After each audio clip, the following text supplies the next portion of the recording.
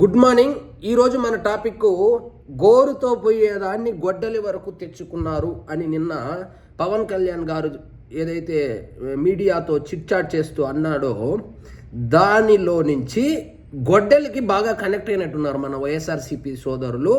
దాన్ని social media వేదికగా ఏదో అల్లు అర్జున్కి వ్యతిరేకంగా మాట్లాడినట్లు, ఇంకేం చేయాలి రేవంత్ రెడ్డి గారి కాళ్ళు పట్టుకోవాలన్న పోయి అని చెప్పి అర్థం వచ్చేటట్లు తెగ ప్రచారం చేస్తున్నారు.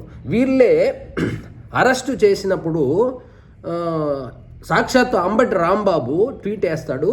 ఏమని? ఈ అరెస్ట్ చేయించింది చంద్రబాబు నాయుడు గారంట. రేవంత్ రెడ్డి గారికి చెప్పి చంద్రబాబు నాయుడు గారే అల్లు అర్జున్ గారిని అరెస్ట్ చేయించాడని అర్థం వచ్చేటట్లు ట్వీట్ వేస్తాడు. ఇక్కడ ఆంధ్రప్రదేశ్లో 1వ తారీఖు వస్తే 4,000 పెన్షన్ ఎట్లా ఇవ్వాలరా నాయన, లేదా ఉద్యోగులకు జీతాలు ఎట్లా ఇవ్వాలి, ఈ జగన్మోహన్ రెడ్డి చేసేసిపోయిన అప్పుల్ని ఎట్లా కట్టాలి అని బాబు గారు తల ప్రాణం తోక్కొస్తా అంటే ఈ గ్యాప్లో అల్లు అర్జున్ని అరెస్ట్ చేయించినాడని కనీసం ఇంకిత జ్ఞానం కూడా లేకుండా ట్వీట్ వేసినాడు. దాన్ని వైరల్ చేసినారు. అన్నీ అయ్యింది. ఆఖరికి సాయంత్రము బాబు గారే ఫోన్ చేసి అల్లు అరవింద్తో మాట్లాడినాడనే వార్తలు కూడా చూసాము. ఇక అది పక్కన పెడితే నిన్నటి చిట్చాట్లో ఎంత ఒక కామన్ మ్యాన్ లాగా ఒక డిప్యూటీ చీఫ్ మినిస్టర్ గానో లేదా వాళ్ళ మేనల్లుడనో అవన్నీ పక్కన పెట్టి యాజ్ ఏ కామన్ మ్యాన్గా ఏమి ఆయన ఒపీనియన్ చెప్పినట్లు నాకు అనిపించింది. బేసిక్గా ఒక కూటమిలో ఉండి ఆ కూటమిలో బీజేపీ ఉండి పక్క రాష్ట్రంలోని కాంగ్రెస్ ముఖ్యమంత్రిని పొగడడం అనేది చాలా మంచి పరిణామము. కానీ ఇది చూసి బీజేపీ వాళ్ళు బగ్గుమన్నారు. ఏందో 14% అందలేదు, అందుకే గొడవలు వచ్చినాయి అనేది. యాక్చువల్గా నిన్న ఏం ఎక్స్పెక్ట్ చేసినారంటే, ఈ జన సైనికులు ఏం ఎక్స్పెక్ట్ చేసినారంటే, అల్లు అర్జున్ అంటే పడని జన సైనికులు అల్లు అర్జున్ మీద ఏదైనా చెప్తాడు, కొంచెం ఘాటుగానే స్పందిస్తాడని వాళ్ళు అనుకున్నారు. తెలుగుదేశం కార్యకర్తలు మనకి ఎందుకు వచ్చింది, ఈయన గమ్మునుంటే బాగున్నాను వీళ్ళు అనుకున్నారు. బీఆర్ఎస్ వాళ్ళు రేవంత్ రెడ్డిని వేసుకుంటే బాగుంటుంది అని వాళ్ళు అనుకున్నారు. కాంగ్రెస్ వాళ్ళు మాత్రం ఎక్స్పెక్ట్ చేయలే రేవంత్ రెడ్డిని మరి పొగుడుతాడని. కానీ అందరినీ అంచనాలు తలకిందులు చేస్తూ రేవంత్ రెడ్డి చేసింది కరెక్టే. ఆ స్థానంలో ఎవరున్నా, అల్లు అర్జున్ స్థానంలో నేనున్నా కూడా అరెస్ట్ అయ్యిండేవాడినే. కాబట్టి ఇందులో రేవంత్ రెడ్డి ఒక ముఖ్యమంత్రిగానే స్పందించాడు, కానీ ఇందులో ఏమీ తప్పైతే నాకు కనపడలేదు అన్నట్లు చెప్పాడు. ఇంకోటి, అల్లు అర్జున్ని కూడా బాధ పెట్టకుండా అల్లు అర్జున్ మీద ఒక్కడనే కార్నర్ చేసేస్తే ఎట్లా, యూనిట్ మొత్తం వెళ్ళి పరామర్శించుంటే బాగున్ను, ఒక్కరినే కార్నర్ చేసేసారు. ఇంకా చేయి ఊపడం అనేది సహజము. సినిమా యాక్టర్ అన్నాక లేదా రాజకీయ నాయకుడు అన్నాక అభివాదం చేయడం అనేది సహజము. కాబట్టి ఇందులో ఏం నాకు తప్పు కనపడలేదు. కానీ ఆ సంఘటన జరిగిన తర్వాత హీరో కానీ లేదా మన ఆ పుష్ప సినిమాకు సంబంధించినటువంటి ఈ డైరెక్టరో ప్రొడ్యూసరో ఆ సినిమాకు సంబంధించిన వాళ్ళు ఎవరైనా పరామర్శించి ఓదార్చి ఉంటే ఇంత పెద్దది అయ్యేది కాదు. అందుకే గోరుతో పోయేదాన్ని గొడ్డలి వరకు తెచ్చుకున్నాడని ప్రస్తావించాడు. కరెక్టే కదా అది. ఆ రోజు వెళ్ళింటి ఇంత రాద్ధాంతం అయ్యేది కాదు కదా. సో ఇంకొక విషయం ఏమన్నాడు, రేవంత్ రెడ్డి పేరు మర్చిపోయిన దానికి చేసింటాడు అంటే ఆయన కొట్టిపారేశాడు.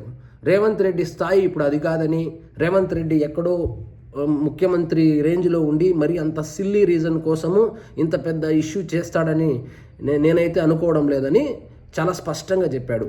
నిన్న మొత్తం చిట్చాట్లో అలా 2 వర్గాలకు, ఏది కాంగ్రెస్, తెలంగాణలో కాంగ్రెస్ ప్రభుత్వానికి మరియు సినిమా ఇండస్ట్రీకి మధ్య ఏదో కొంచెం గ్యాప్ ఉన్నట్లు కనబడుతున్న సమయంలో ఆ గ్యాప్ను పూడుస్తూ కొంచెం బ్రిడ్జ్ లాగా చాలా బ్యాలెన్స్డ్గా మాట్లాడి కొంచెం ఆ విషయం సద్దుమణిగేదానికి తన ప్రయత్నం తను చేశాడు. కాబట్టి ఇందులో గోరు లేదు, గొడ్డలి లేదు. ఈ వైఎస్ఆర్సీపీ వాళ్ళు ముఖ్యంగా గమనించాల్సింది ఏమంటే, ఈ మెగా ఫ్యాన్స్లో విడిపోయి అట్లీస్ట్ అల్లు అర్జున్ ఫ్యాన్స్ అయినా వైఎస్ఆర్సీపీ వైపుకు వస్తారేమో అనే ఒక దీంట్లో ఉన్నారు, ఒక భ్రమలో ఉన్నారు. సో అదంతా అయ్యే కథ కాదులే కానీ. సో ఇప్పుడు నేను ఫైనల్గా నేనేం చెప్తానంటే, వైఎస్ఆర్సీపీ వాళ్ళు ఎంత గొడవలు పెట్టాలని చూసినా మరీ దిగజారి మన ఒక ముఖ్యమంత్రి స్థాయి వ్యక్తి బాబు గారు ఒక హీరోని అరెస్టు చేపించాలి అనేటువంటి ఒక థాట్ అన్న ఎట్లా వస్తుంది? ఎవరికి వస్తుందంటే అట్లా థాట్లో క్రిమినల్ పార్టీ నడుపుతూ ఉండే వాళ్ళకి, క్రిమినల్ బ్యాక్గ్రౌండ్ ఉండే వాళ్ళకి వస్తుంది అది. సో ఆయనకుండే కష్టాలు ఆయనకుంటే ఆయన చేపించినాడు, మళ్ళీ ఆయనే విడిపించినాడు. కాబట్టి ఈ ఆయన అరెస్ట్ కావడానికి మొత్తం చట్టబద్ధంగానే జరిగింది.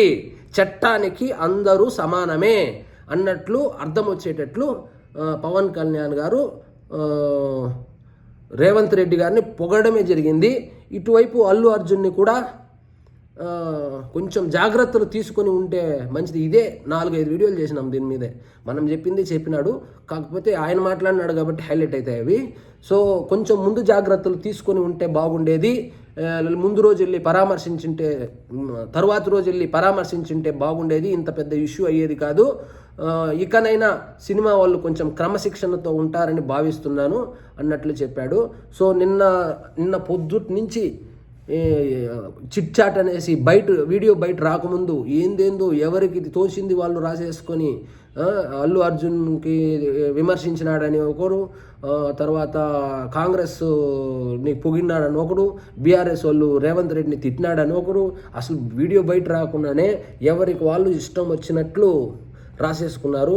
ఫైనల్గా నిన్న సాయంత్రం పార్టీ అఫీషియల్ హ్యాండిల్ నుంచి దాదాపు సుదీర్ఘంగా 1.5 ఎంత ఉంది వీడియో రిలీజ్ చేయడంతో ఇక వీడియో బయట ఉంది కాబట్టి యాక్చువల్గా ఏం మాట్లాడినాడు అనే దాన్ని ఆరా తీసి చూస్తే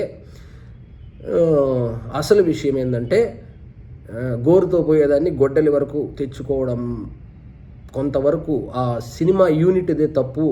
రేవంత్ రెడ్డి బాధ్యతాయుతమైన ముఖ్యమంత్రిగానే స్పందించాడు. ఆయన స్థానంలో ఎవరున్నా అట్లే చేస్తారు. నేను అల్లు అర్జున్ స్థానంలో నేనున్నా కూడా నన్ను కూడా అరెస్ట్ చేసేవాళ్ళు అన్నట్లు చెప్పాడు. సో ఇందులో రేవంత్ రెడ్డిని పొగడడానికి అంటే వేరే పార్టీకి సంబంధించిన రేవంత్ రెడ్డిని పొగడడానికి బండి సంజయ్ గారు వచ్చి పవన్ కళ్యాణ్ని తప్పుపడుతూ 14% అందలేదు కాబట్టి సెటిల్మెంట్ అయింది ఏదో మాట్లాడుతున్నాడు. సో బీఆర్ఎస్ వాళ్ళు అది ఆయన వ్యక్తిగత అభిప్రాయమో అన్నట్టు చెప్తా ఉన్నారు. సో ఏది ఏమైనప్పటికీ నిన్నటి చిట్ చాట్తో తెలుగు సినిమా ఇండస్ట్రీకి మరియు కాంగ్రెస్ గవర్నమెంట్ ఏదైతే ఉందో వాటి మధ్య ఉన్నటువంటి ఏదో గ్యాప్ లాంటి దాన్ని తన వంతు సాయంగా కొంచెం ఆ మంటలు చల్లార్చేదానికి ప్రయత్నం అయితే చేశాడు. అంతేగాని ఏదో మేనల్లుడు అన్నట్లు ఒకటే స్టాండ్ తీసుకుని ఆయన వైపు మాట్లాడలేదు, ఇటు గవర్నమెంట్ వైపు మాట్లాడలేదు. ఇంకొకటి, ఆయన ఆంధ్రప్రదేశ్కు ఉప ముఖ్యమంత్రి అనేటువంటి ఒక బాధ్యతాయుతమైనటువంటి పదవిలో ఉన్నారు కాబట్టి ఎక్కడా కూడా బ్యాలెన్స్ కోల్పోకుండా, కూటమి ప్రభుత్వానికి చెడ్డ పేరు రాకుండా చాలా బ్యాలెన్స్డ్గా, ఓపికగా, సుదీర్ఘంగా అడిగిన ప్రశ్నలన్నిటికీ సమాధానం చెప్పడం అయితే జరిగింది. ఇదండి ఈరోజు టాపిక్. సో గొడ్డలంటే మన వాళ్ళు కనెక్ట్ అయిపోయినారు, కనెక్ట్ అయిపోయి ఏదో తిప్పుతా అన్నారు. ఉంటాం మరి.